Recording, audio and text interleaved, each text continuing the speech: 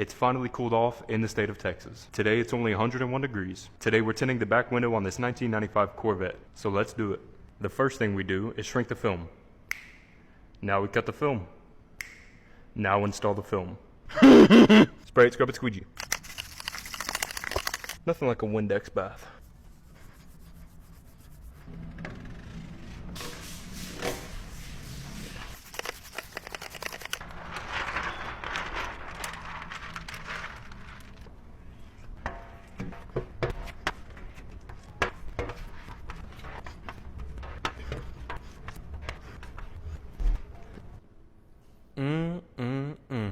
We're gonna let this dry overnight, come back in the morning, put on all the hardware, clean it up, towel throw, and the customer should be good to go. So I'll see you all in the morning.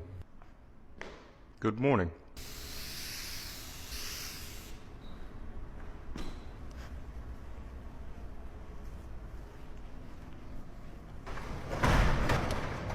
(7:30), 74 degrees outside.